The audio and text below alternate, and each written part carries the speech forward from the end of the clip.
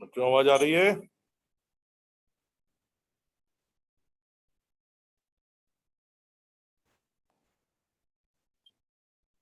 आवाज आ रही है बच्चों?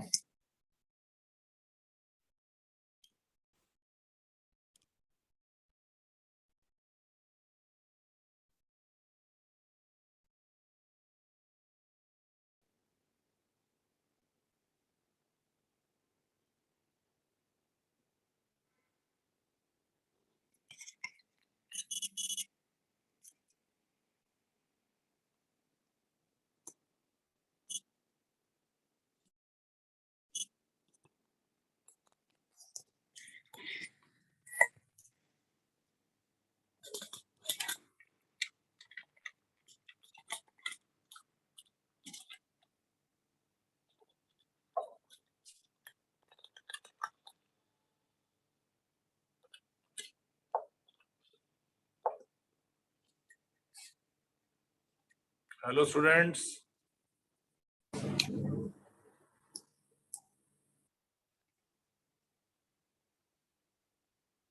आवाज पहुंच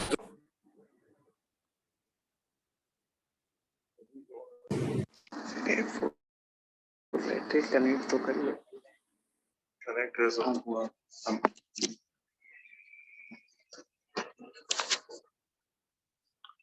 हेलो बच्चों, आवाज आ रही है?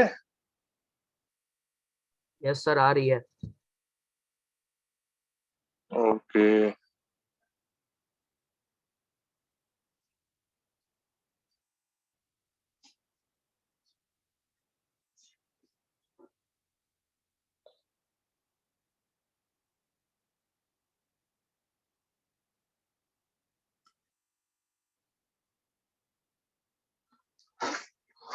तो बेटा हम लोगों ने देखो लास्ट टर्न पे बायोमॉलिक्यूल की फॉर्मेलिटीज में जितने भी टॉपिक थे वो कर लिए हैं, जो बेसिक थे हमारे।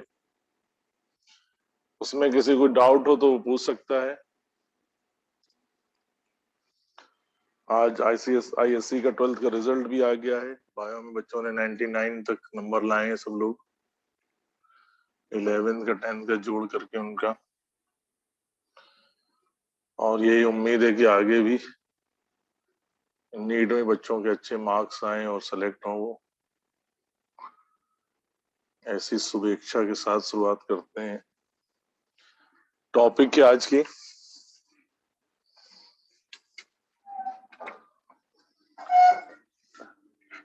स्क्रीन दिखाई दे रहा है ना सबको? Yes sir.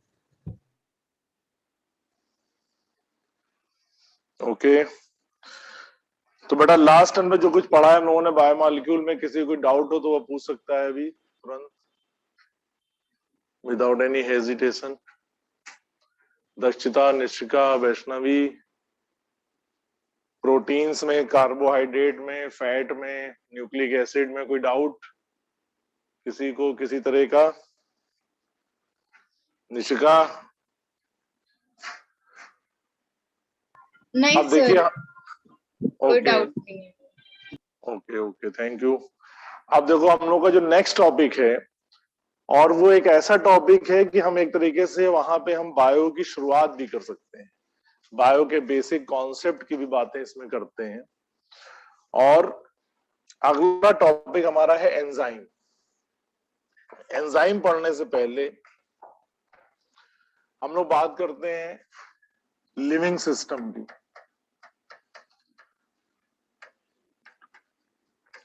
लिविंग स्टेट की। और जो कुछ भी यहां नोट करते जाएं आप उसे लिखते रहेंगे।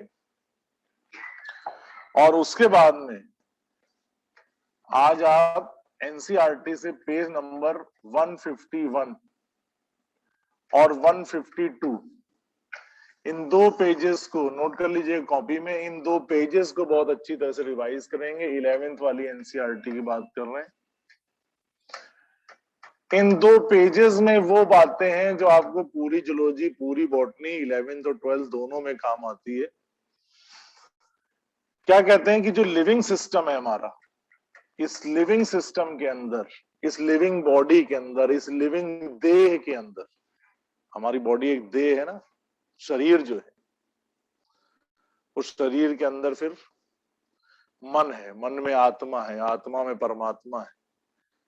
ठीक है, तो जो मन है, आत्मा है, ये लिविंग स्टेज की बातें कह रहे हैं। लेकिन जो देह है, जो बॉडी है, जो हाड़ मास है, हड्डी है, बोन्स हैं जिन्हें कहते हैं हम, मसल्स हैं, ये सब बायो मॉलिक्यूल की बनी हुई है, केमिस्ट्री की बनी हुई है, केमिकल मॉलिक्यूल्स की बनी हुई है, और उनमें प्राण का, लाइफ का काम कर रहा है जेनेटिक मटेरियल, आरएनए और डीएनए। तो इस तरीके से जो पूरा एक लिविंग सिस्टम बनता है, लिविंग जो बॉडी दिखाई देती है, इस लिविंग बॉडी के अंदर numbers of activities, numbers of life activities चलती हैं, नंबर्स ऑफ एक्टिविटीज चलती हैं जो एसेंशियल है लाइफ के लिए, ये कहना चाहिए numbers of activities essential to life, और उन एक्टिविटीज को हम कहते हैं मेटाबॉलिज्म। उन एक्टिविटीज को कहते हैं मेटाबॉलिज्म। जो कुछ भी यहाँ सामने है उसको आप नोट करते रहेंगे। Number of activities, no activities ना सोच लेना, लिख देते हैं नंबर ऑफ एक्टिविटीज। और इन नंबर ऑफ एक्टिविटीज के लिए वर्ड यूज करते हैं मेटाबॉलिज्म। जैसे कहीं पे डाइजेशन हो रहा है, कहीं रेस्पिरेशन चल रहा है, साथ ही साथ ब्लड सर्कुलेशन हो रहा है। ठीक, ये बेसिक फिजियोलॉजी है। जब हम बॉडी के ऑर्गन लेवल पे पहुंचते हैं तो ये मेटाबॉलिज्म हमारी हर बॉडी की सेल्स में चल रहा होता है,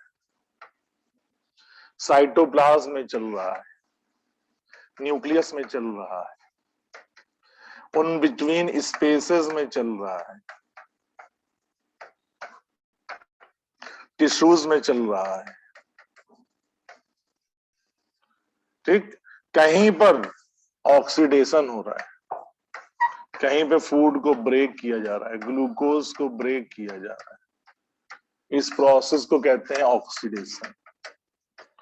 और इस ऑक्सीडेशन से यहाँ पे एनर्जी रिलीज हो रही, कहीं पर ये एनर्जी जो है वो यूटिलाइज की जा रही है तमाम एक्टिविटीज में, कहीं पर फैट का कन्वर्जन जो है वो फैटी एसिड और ग्लिसरॉल में ब्रेक करने में हो रहा है।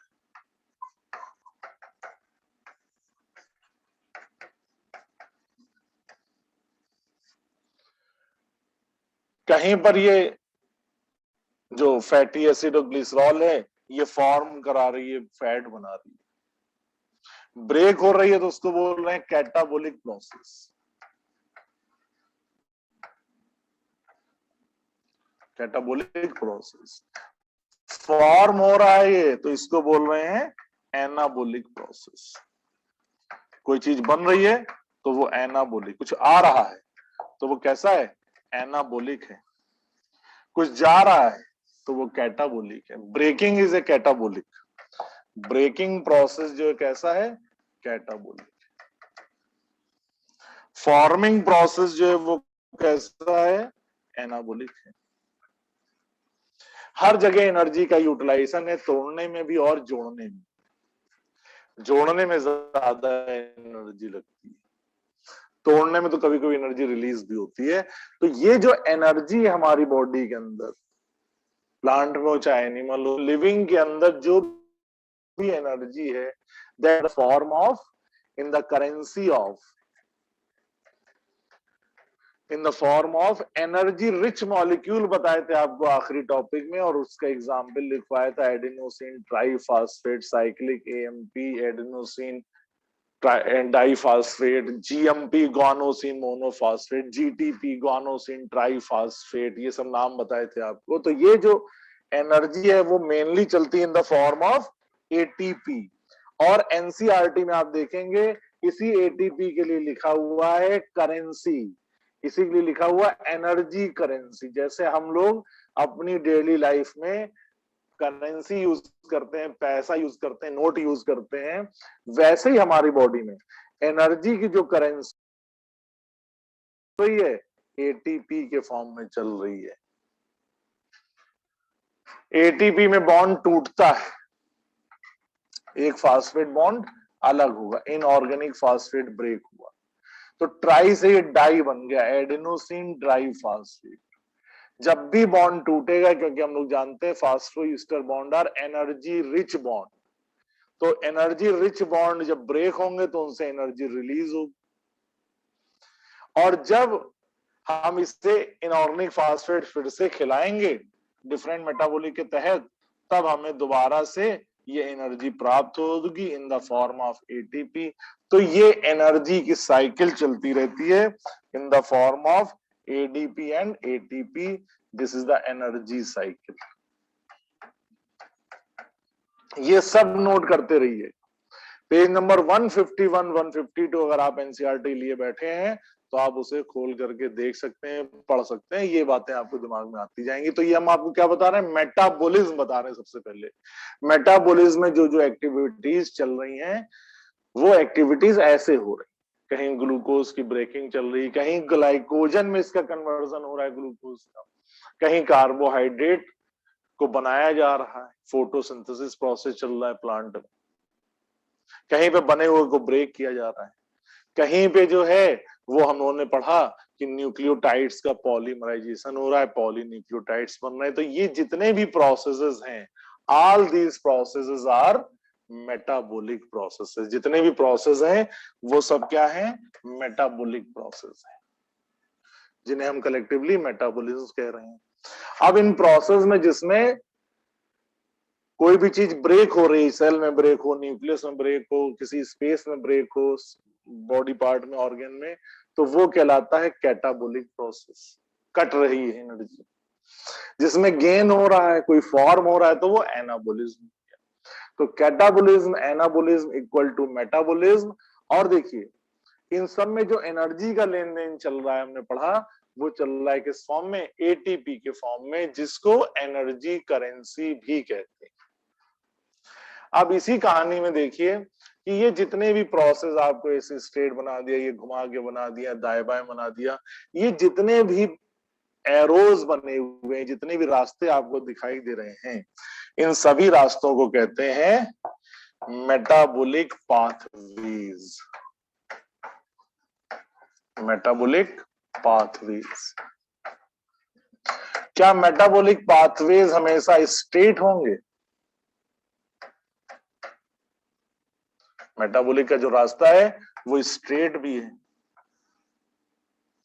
कर्व्ड भी है, लूप भी है, सर्किल भी है। तो ये पाथवे कैसे भी हो सकते हैं, स्ट्रेट भी हो सकते हैं, कर्व भी हो सकते हैं, गोल गोल घूम रहे हैं, ग्लूकोज का ग्लाइकोजन में, ग्लाइकोजन का फिर से ग्लूकोज में, सर्कुलर फॉर्म चल रहा है। ठीक, तो ये जो मेटाबॉलिक पाथवेज हैं ये स्ट्रेट भी हो सकते हैं और रैंडम भी हो सकते हैं। मे बी स्ट्रेट और रैंडम, अलग अलग भी चल रहे हैं, लेकिन ये साथ ही साथ क्रॉसवाइज भी हो सकते हैं, इंटरकनेक्टेड भी हो सकते हैं। तो बुक में लिखा लाइक ए ट्रैफिक पाथ्स, तमाम रास्ते एक ही डेस्टिनेशन पे जाते हैं, हम अपने घर से रेलवे स्टेशन जा रहे हैं, कोई दूसरा अपने घर से रेलवे स्टेशन जा रहा है, कोई तीसरा अपने रेलवे स्टेशन जा रहा है, अलग अलग रास्तों से पहुंच रहे हैं हम रेलवे स्टेशन पे, ठीक है ना। तो वो तमाम पाथवेज हो सकते हैं, उन पाथवेज के बीच बीच में भी कुछ पतली गलियों के थ्रू भी हम पहुंच जाते हैं, अल्टीमेटली गोल वहीं पे पहुंचना है। तो ये क्रॉस वाइज भी है, स्ट्रेट भी है, कर्व भी है, सर्कुलर भी है, इंटरकनेक्टेड भी है। तो हम कह सकते हैं ये जो तमाम मेटाबॉलिक पाथवे है, ये क्या पूरा एक मकड़ जाल नहीं है, हमारी बॉडीज में इन पाथवेज का पूरा एक नेटवर्क फॉर्म है। किस फॉर्म में? Network form. और जब नेटवर्क फॉर्म होते हैं तो तमाम एक्सीडेंट्स के भी चांसेस हो जाते हैं, जो हम ट्रैफिक पास में देखते हैं, राजमार्गों पे, नेशनल हाईवेज पे, स्टेट हाईवेज पे, सिटी रोड्स पे देखते हैं। लेकिन हमारी बॉडी में इतना रैंडम पाथवे होने के बावजूद भी ये कभी भी मैशअप नहीं करते, चिपक नहीं जाते हैं, रिलेटेड नहीं होते, सब अलग अलग है, इंटरमिक्स्ड है, लेकिन इंटरमिक्स्ड होते हुए भी सेपरेट है, अलग अलग दिखाई देते, सब अलग कहानी चल रही है। ग्लूकोज का कन्वर्जन ग्लाइकोजन में हो रहा है, ग्लाइकोजन स्टोर है, जो बचा हुआ ग्लूकोज है वो यूटिलाइज हो गया बॉडी सेल्स में, कमी पड़ी तो ग्लाइकोजन का कन्वर्जन हो गया, बहुत कमी पड़ी तो फैट और प्रोटीन का कन्वर्जन ग्लूकोज में हुआ। फैटी एसिड और ग्लिसरॉल में फैट टूट रहा है, जहां बॉडी की जरूरत है वहां फैट बन भी रहा है। तो ये जो पूरे तमाम पाथवेज हैं, ये नेटवर्क फॉर्म होते हुए straight, curve, circular, cross wise, interconnected, random भी हो सकते हैं, होते हुए भी never mashup, generally never mashup.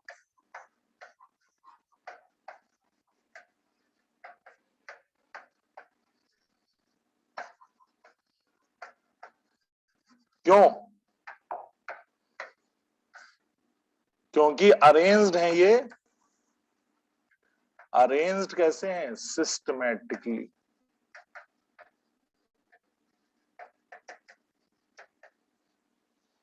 Systematically में अरेंज्ड, नोट करते चलिए। और इन सारे पाथवेज को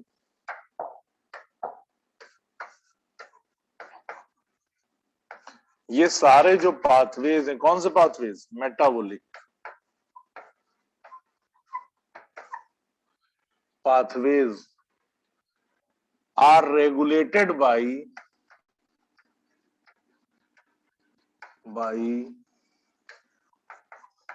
a biological catalyst. Biological catalyst. Catalyst तो आप पढ़ते हैं केमिस्ट्री में भी, निकिल है, कैल्शियम है, कई जगह पर मॉलिब्डेनम है। लेकिन जो बायोलॉजिकल कैटलिस्ट है उसे हम कहते हैं एंजाइम। तो यहां पे मामला पहुंचता है।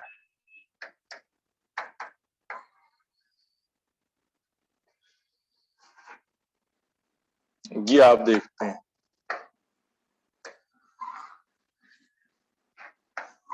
Biological catalyst, enzyme.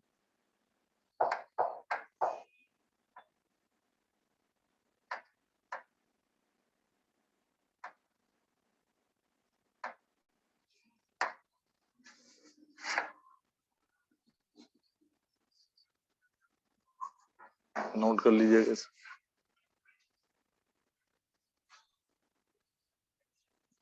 तो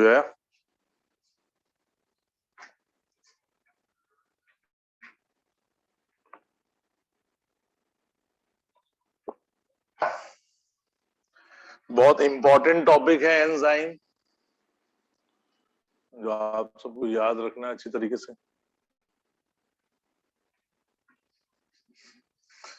अभी बेटा 10 मिनट्स हैं, 10 मिनट्स के बाद जो ये डिस्कनेक्ट हो जाएगा तो दोबारा आप फिर से कनेक्ट कर लेंगे। 3 स्लॉट में हम लोग पढ़ेंगे 6 बजे तक आज, ताकि आप एंजाइम लगभग कंप्लीट कर देंगे, थोड़ा बहुत बचेगा जिसे कल हम लोग फिनिश कर लेंगे।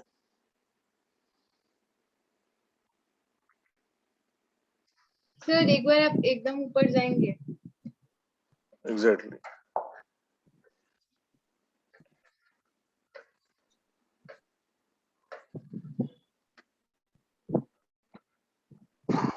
लिविंग स्टेट और सिस्टम,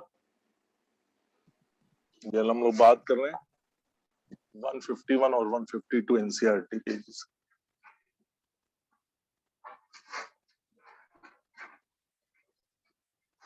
सर थोड़ा नीचे जाइए। तो नीचे चलते जाते हैं, एक बार इस चीज को दोबारा रिवाइज भी कर लेते हैं। तो हम लोग बताया लिविंग सिस्टम में जितनी भी एक्टिविटीज चलती हैं उनको कहते हैं मेटाबॉलिज्म, डाइजेशन, रेस्पिरेशन, ये हर जगह हमारे सेल में, न्यूक्लियस में चल रही है। कहीं ग्लूकोज को ऑक्सीडाइज कराया जा रहा है, कहीं फैट का कन्वर्जन ब्रेकिंग हो रही है तो वो कैटाबॉलिज्म है, कहीं से बनाया जा रहा है तो एनाबॉलिज्म है। इन सारे प्रोसेसेस में, इन तमाम मेटाबॉलिज्म में जो एनर्जी यूटिलाइज होती है, या कहना चाहिए मेटाबॉलिज्म में एनर्जी यूटिलाइज होनी है, वो एनर्जी यूटिलाइज होती है in the form of ATP, adenosine triphosphate, जिसे एनर्जी करेंसी भी कहते हैं। बॉडी के अंदर बायोलॉजी में एनर्जी करेंसी कोई है तो वो है एटीपी। और ये एनर्जी साइकिल दिखाया, एटीपी से फास्फेट निकल गया, फिर फास्फेट मिल गया तो एटीपी से फास्फेट निकला, एडीपी मिल गया तो फिर से एडीपी। और इन तमाम पाथ को जिनमें मेटाबॉलिज्म चल रही है उसको कहते हैं मेटाबॉलिक पाथवेज, जो स्ट्रेट भी हो सकते हैं, कर्व भी हो सकते हैं, क्रॉस वाइज भी हो सकते हैं, इंटरकनेक्टेड भी हो सकते हैं, यानी एक नेटवर्क लाइक स्ट्रक्चर बनाए रहते हैं। लेकिन ये जनरली कभी भी नॉर्मल कोर्सेज में मैशअप नहीं होते, इनके बीच में कभी ऐसा लॉग इन पीरियड नहीं आ जाता है कि वो जो है एक्सीडेंटली जो है सब कोलैप्स कर जाए, ऐसा जनरली नहीं होता है। और इन सारे मेटाबॉलिक पाथवेज को चलाए रखने के लिए हमें एक बायोलॉजिकल कैटलिस्ट चाहिए होता है, और मिलता है हमारी बॉडी में, जिसको कहते हैं एंजाइम। इस एंजाइम को हमें आगे पढ़ना है, और इस एंजाइम को पढ़ने से पहले इसी कंसर्न में एक छोटी सी बात और बताते हैं। बेटा अभी ये डिस्कनेक्ट हो जाएगा तो दोबारा फिर तुरंत लॉग इन कर लेंगे। बात ये बतानी है कि ये जितना भी मेटाबॉलिक प्रोसेस है, देखिए ऊपर से आप समझ गए होंगे कि मेटाबॉलिक जो प्रोसेसेस हैं are keep on smoothly,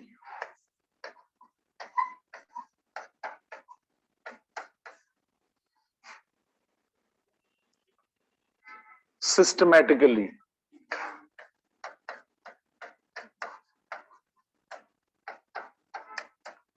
in synchronized manner, synchronized fashion भी कह देते हैं, इन सिंक्रोनाइज्ड मैनर।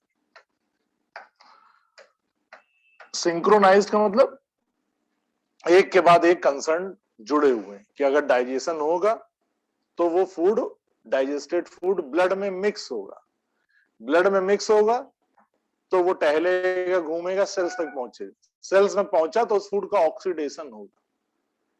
अब फूड के ऑक्सीडेशन को हम रेस्पिरेशन में पढ़ते हैं, ब्लड को सर्कुलेटरी सिस्टम में पढ़ते हैं, फूड के डाइजेशन को डाइजेस्टिव सिस्टम में पढ़ते हैं, सब अलग अलग पढ़ते हैं। एलिमेंट्री कैनाल अलग है, ब्लड अलग है, बॉडी सेल्स अलग है, लेकिन सब कहीं ना कहीं कोरिलेटेड है, इंटरडिपेंडेंट बट इंडिपेंडेंट है, बट इंटरडिपेंडेंट भी, अलग अलग भी हैं और एक दूसरे पे डिपेंडेंट भी हैं। कैसे? सिंक्रोनाइज्ड मैनर में, रैंडमली नहीं, सिंक्रोनाइज्ड मैनर। प्रोसेस रैंडम है, पाथवेज रैंडम है, क्रॉस वाइज है, लेकिन उनके बीच में भी एक लय ताल है।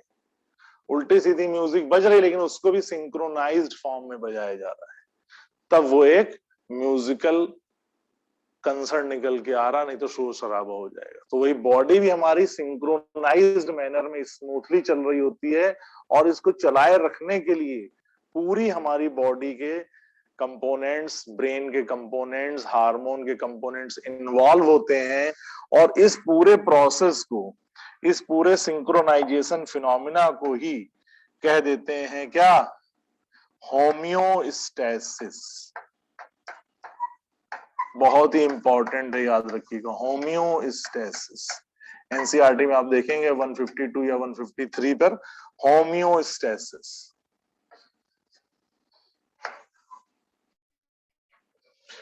ये स्मूथली सिस्टमैटिक सिंक्रोनाइज जो भी हमारी व्यवस्था है, जो भी हमारा अरेंजमेंट है बॉडी का, ये इक्विलिब्रियम में है कि नॉन इक्विलिब्रियम? बताइए।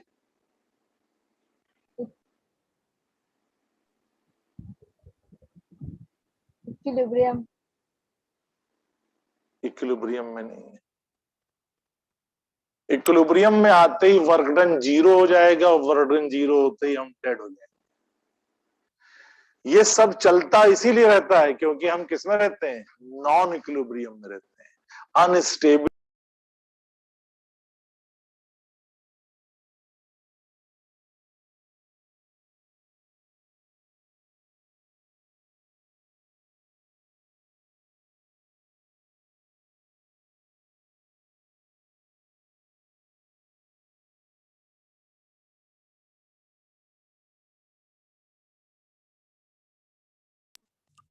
ये सब जो है सिंक्रोनाइज्ड मैनर में चलता है। फोन मिलाओ सर, केडी चलता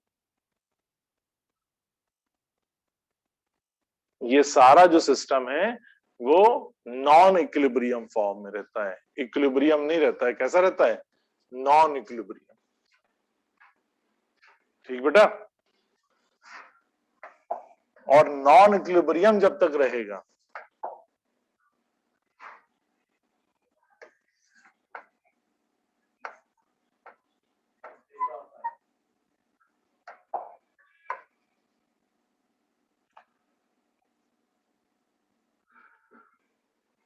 सनी नंबर याद है?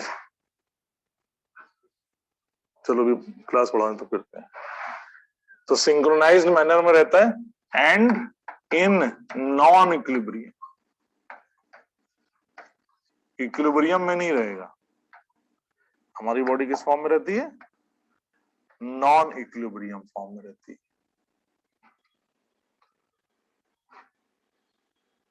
कैसे? जैसे ये सेल है, ये सेल के बीच का स्पेस है, तो यहां पे अगर एल्ब्यूमिन है, प्रोटीन मान लीजिए, तो यहां स्पेस में ग्लोबुलिन है। यहां पे सोडियम आयन है, तो यहां पे पोटेशियम आयन। दोनों तरफ ना बराबर सोडियम है ना बराबर पोटेशियम। बराबर हो जाएंगे तो वर्क डन जीरो हो जाएगा। जब तक रेशियो बराबर नहीं होगा तब तक हमारी बॉडी की कोशिश बराबर करने की रहेगी। पानी कब बहेगा? जब दोनों तरफ स्लोप बराबर होगा, या एक तरफ स्लोप ज्यादा हो एक तरफ स्लोप कम हो। एक तरफ ज्यादा एक तरफ कम होगा। ठीक है ना? पानी तभी फ्लो करेगा, और फ्लो करना ही लाइफ है, रुक जाना डेथ है। रमता जोगी बहता पानी। इस बात का मतलब समझते हैं कि जोगी वही है, सन्यासी वही जो रमता रहे, चलता रहे।